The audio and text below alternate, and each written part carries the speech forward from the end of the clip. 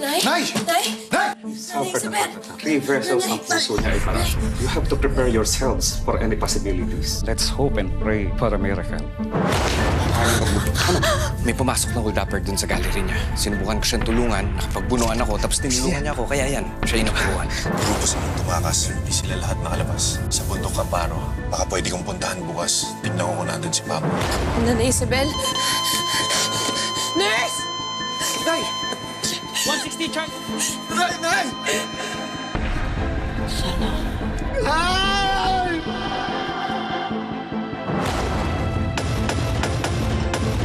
Melinda! Melinda! Okay. Are you okay? You need to relax. Dapat nagpapahinga ka na. Kaya mo namang buksan yung kahon na iniwan ni nanay. Si Javier Buencamino. Siya ang totoo kong ama. Kisa akong itinaguyod ng nanay ko. Dahil kay Victoria Buencamino, pagbabayarin natin silang lahat. Ibabalik natin sa kanila kung ano yung ginawa nila sa atin. Kaya nagpagsira nila sa buhay natin. Lalo na si Victoria Buencamino.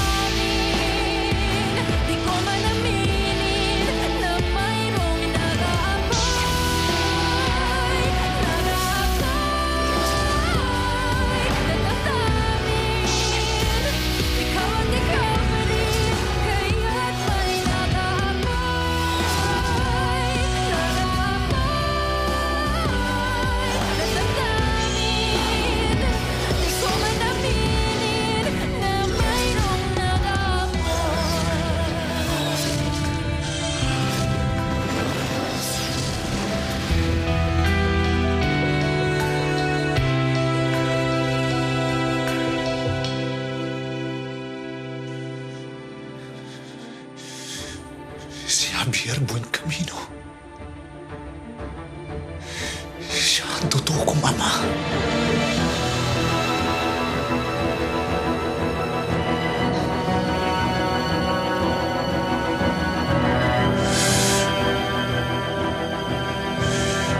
Mag-isa akong itinaguyod ng nanay ko. Kaya kami naghirap. Dahil kay Victoria Buencamino. Baka kaya tayo pinagtagpo, Elias. Ang kalaban ko ay kalaban mo rin.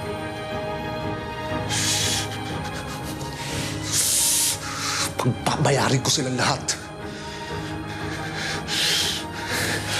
Pagbabayarin natin silang lahat. Ibabalik natin sa kanila kung ano yung ginawa nila sa atin. Sisirain natin yung buhay nila. Gaya ng pagsira nila sa buhay natin. Lalo na si Victoria Buencamino.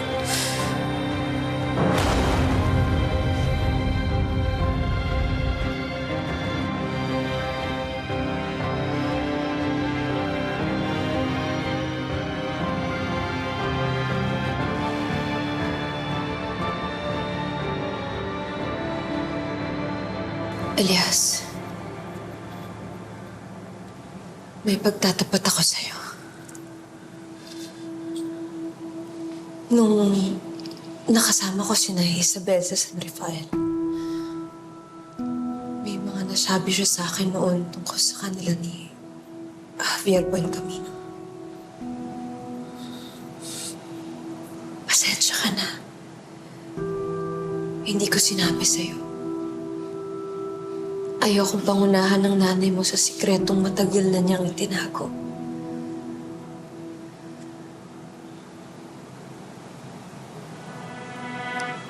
Elias?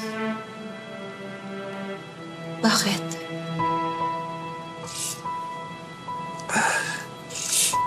Olivia. May kailangan din ako ipagtapat sa'yo. Ano? Nung tinanong kita tungkol sa pagkatao mo, sinabi mo agad lahat sa akin. Pero ako, hindi ko pa sinasabi sa'yo ang lahat. Kahit na tinanong mo ako kung nagsasabi ako sa'yo ng totoo. Kung magiging magkakampi tayo laban sa mga Buen Camino, dapat lubos tayo nagtitiwala sa isa't isa. Kriminal ka ba? Bakit may baril ka? Nakita ko nakatago sa may kusina. Teka, bakit ka nangingialam ng gamit ko? Aksidente kong nakita yon, hindi ako nangialam. Protection ko yon. At protection ng mga tao dito sa bahay. May pera nakatago sa kahon ng cereal. Bakit wala sa bangko? Ano yun, galing sa illegal? Pang-emergency.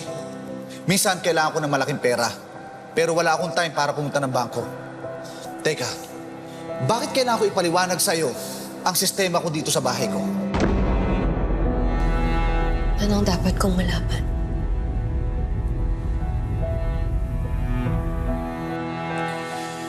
Hindi ako ang mabuting taong inaakala mo. May madilim na bahagi ng buhay ko, Olivia. May mga negosyo akong iligal. Smuggler ako ng kotse.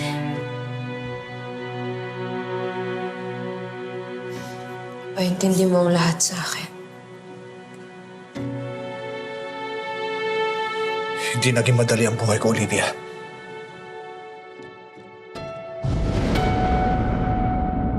Sa murang edad, tinanas ko ang hirap ng buhay. Aling baby, Oh, diyan ka na pala. Ay. Oh, eto sahod mo sa araw na to, ha? aling baby, Oh, bakit? pwede niyo upang dagdagan? Hay naku, magre-reklamo ka pa. Pasalamat ka, tinanggap kita dito. O sige, umuwi ka na. Hindi kulang to? Opo, kumpleto po yan. Sige, uwi ka na. Aling baby, O bakit? basura po ba to? Oo. Akin na lang. Sige, bahala ka. Bata pa lang ako. Tumigil na ako ng pag-aaral para magtrabaho para sa amin ni nanay. Lahat ginawa ko para mabuhay kami.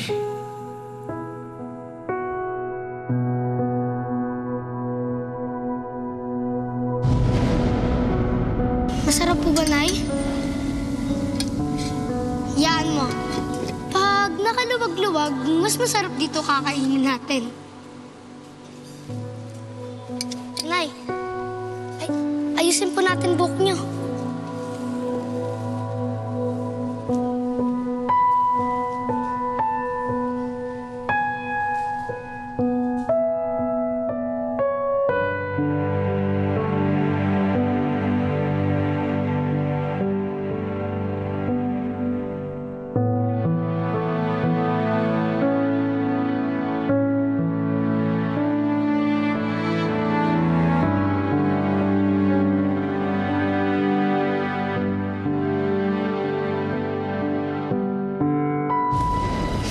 Aling baby, Hoy, ikaw, batang salbahe!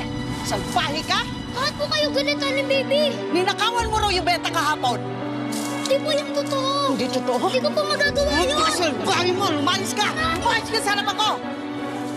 Pero hindi ako pwede sumuko. Kailangan kong makahanap ng bagong trabaho. Ako lang ang inaasahan ni nanay.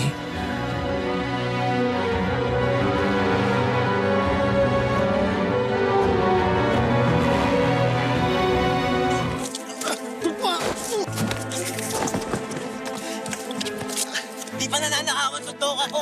Di ka mauuna. Ako tataluin mo? Gina! Noong mga panahon yun, parang hulog ng langit sa amin ni nanay si Tatay Bruno. Ayos ka, bata. Buti nahuli mo yung loko-lokong yun. Ano pangalan mo? Elias ho. Ayos ka. Sumama ka sa akin sa negosyo ko. Talaga ho. Eh, magkano ba bigayan dyan? Di hamak naman mas malaki kaysa bari ang kinikita mo. Damputin mo na yan. Halika. Lahat ng alam ko sa negosyo, tinuro niya sa akin. Pinag-aral niya ako sa university para maging magaling na negosyante. Siya rin ang tumulong sa akin na ipasok si nanay sa San Rafael. Gusto niyang pagtuunan ko ng pansin ang negosyo para magkaroon kami ng magandang kinabukasan ni nanay. Para siyang tatay na matagal ko nang pinapangarap. Ang negosyo, parang tunay na buhay. Kailangan matapang ka. Lalo na sa linyang to. Maraming mga magugulang. Kapag mabait ka, sasamantalayin ka lang ng ibang tao. Huwag na huwag ka magpapauto kahit kanino. Tsaka lagi mo tatandaan, kapag gagawa ka ng deal, siguraduhin mo mas tuso ka kaysa sa kausap mo. Opo, sir. Mula ngayon, Tatay Bruno na tawag mo sa akin. Salamat, Tay Bruno.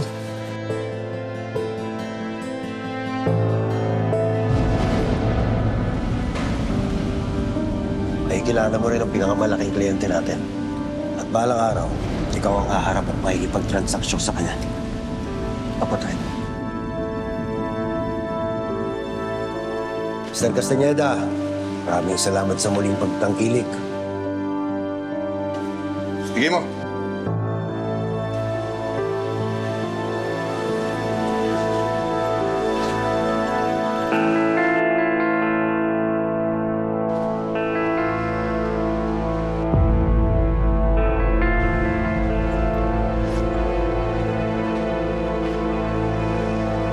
Tay, peke ang pera.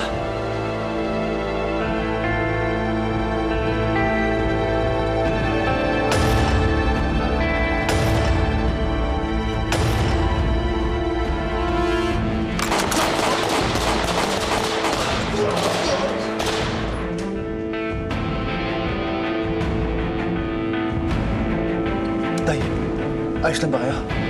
Ayos lang.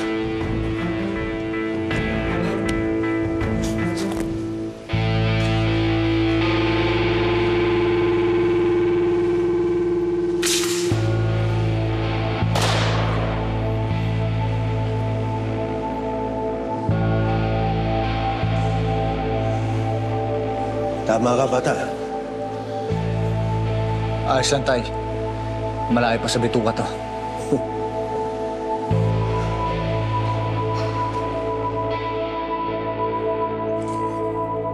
Di ako nagkaroon ng pamilya.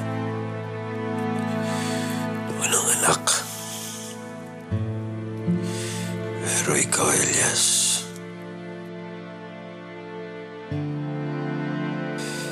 ikaw na ang pamilya ko. Na mapagkakatiwalaan ko sa lahat na maiiwan ko. Marami kang pinagdaanan sa buhay. Sana sa pamamagitan nito, maging maayos ang buhay mo ng nanay mo. Hindi ko ba matatanggap yan? Sobra-sobra na po yung nagawa niyong kabutihan para sa amin, nanay. Huwag mo natanggihan. Hindi yan kasama sa mga tinuro ko sa'yo na maging mahihain.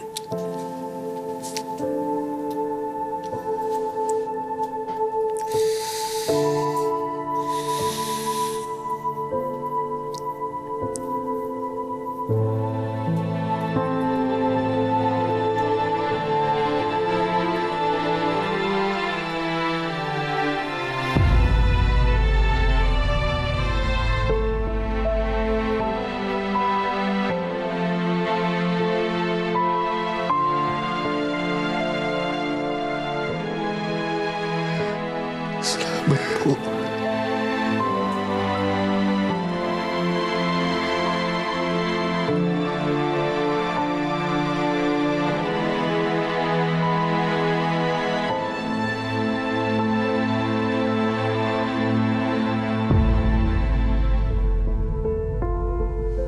pera ka na ngayon. Pwede mo nang iwan yung negosyo yan. Kumapit ako sa ganitong klase ng trabaho. Hindi dahil ito ang bangon sa akin sa hirap. Malaki ang utang na loob ko kay Tatay Bruno. Siya ang tumayong tatay ko. Pinagkatiwala niya sa akin lahat ng negosyo niyang pinaghirapan. Pati yung mga taong umaasa sa kanya. Kaya Olivia, hindi ko pwedeng basta-basta na lang talikuran. Nakabaon na ako dito sa ayaw at sa gusto ko.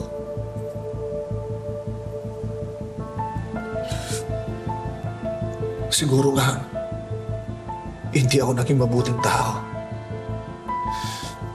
Pero pinaninindigan ko yung mga ipinangako ko, lalong-lalo na sa mga taong tumulong sa akin nang walang-wala ako.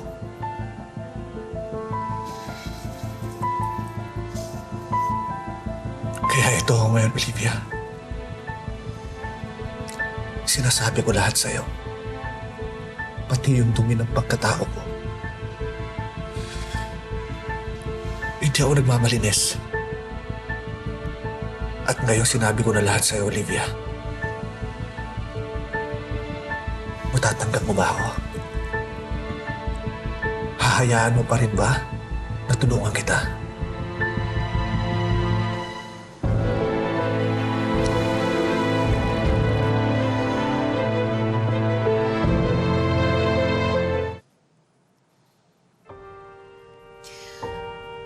Maaaring may mga ginagawa ka na hindi ako sang-ayon. Pero ako rin naman, hindi santa. May mga nagawa din ako na hindi ko may pagmamalaki. Pero sa lahat ng taong dumaan sa buhay ko, ikaw ang pinaka-nagpakatotoo sa akin, Elias. Sino ba naman ako para tanggihan at talikuran ka?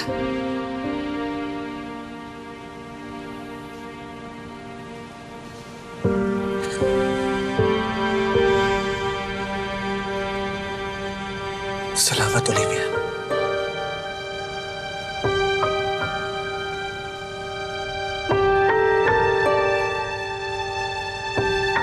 Mukhang maayos na yung kalagayan mo. Malapit ka na ma-discharge. O paano? Mag-rounds muna ako sa mga pasyente ko, ha? Sandali lang, Philip. Parang sakit ng ulo ko. Sumasakit pa rin yung ulo mo? Banda dito, oh. Philip, ako nang bahala sa kanila. Sigurado ka? Sige. Okay. Excuse me.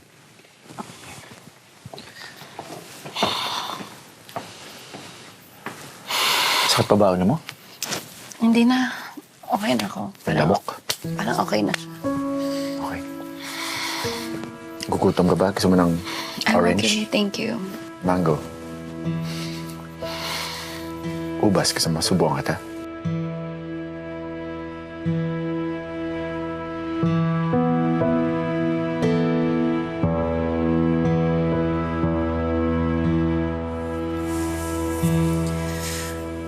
Kapangyarihan ng mga Buen Camino. Nasa kanila na ang lahat. Pera, pangalan, pati pagmamahal ng masa. Kaya lahat ng tao madali nilang napapaikot. Sa lahat ng to, ang nakasentro, si Victoria. Siya ang nagpapagalaw sa lahat dahil siya ang nasa posisyon. Pero hindi siya makapangyarihan ng mag-isa. Dahil kailangan pa rin niya si Lucas, si Melinda. Dahil sila ang nag-upo sa kanya sa posisyon. Sila ang pumuprotekta sa kanya. Si Lucas ang dahilan kung bakit nakakalusot si Victoria sa batas at si Melinda ang dahilan kung bakit siya matunog at mabango sa publiko. Kailangan natin silang pilayin. Para sa mismong eleksyon, hindi na siya makakakapit sa posisyon niya. Una nating titirahin ang reputasyon ni Victoria. Dahil yun ang dulo ng kapangyarihan niya. At ako nang bahala sa PR niya. Si Melinda. At ako naman, ang bahala doon sa asawa mong si Lucas. Doon sa humag kong kapatid.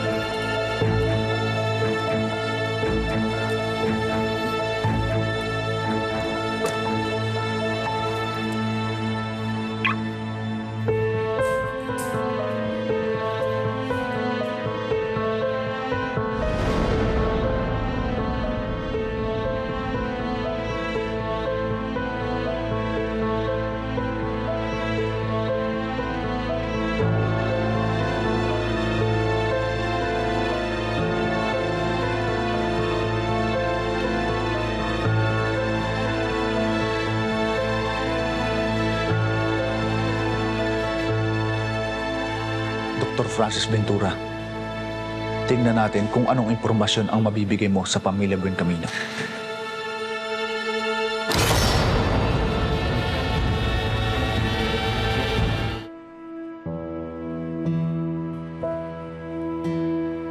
Ba't bang masakit pa ulo mo?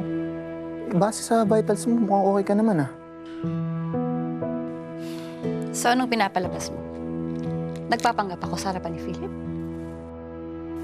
Hindi naman sa ganun. Base sa tingin ko sa'yo, parang okay ka na eh. Tamo, may energy ka na nga magsungit oh. Alam mo, Emil, lalo mo lang pinapasakit yung ulo ko eh. Umalis ka na nga. Tapusin mo na yan. Alis! Sige na, sige na, sige na.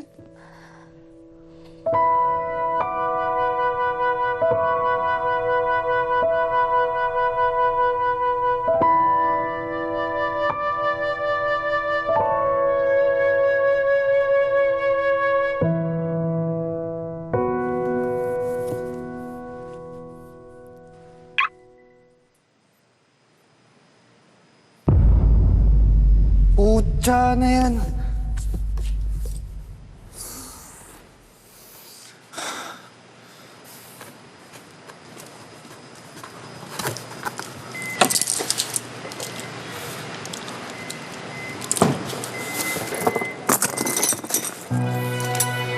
Pare, na-flatan ka? Oo, malas nga eh. Kailan paalis na ako. Sige, tulungan na kita. Sir, ako na sir. Huwag na po. Pare, marunong ako nito. Sige na, lagay mo na yung jack tapos luluwagan ko na yung gulong. Sige sir, Sige na. salamat sir ah. Salamat. Ay pare, bigas nga pala. Francis sir. Salamat ah. Sige lang.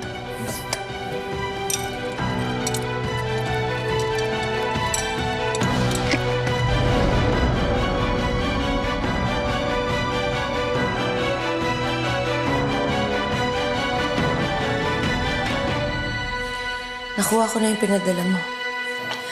Nandyan na lahat ng malalaman ko tungkol sa pinapatakbong troll farm ni Melinda. Pati yung info ng contact ng recruiter na kinuha niya, andyan na rin. Malaking tulong to. Bahagi rin ako kung bakit narating ni Victoria ang posisyon niya ngayon. Kaya nararapat lang na tumulong ako para pabagsakin siya. Kung may malaman pa ako, ipapasa ko agad sa'yo. Pagkatapos ng lahat ng nangyari sa akin, naging tunay kang kaibigan ng maaasahan. Isa ka sa mga pinagkakatiwalaan ko. Salamat, Sabrina.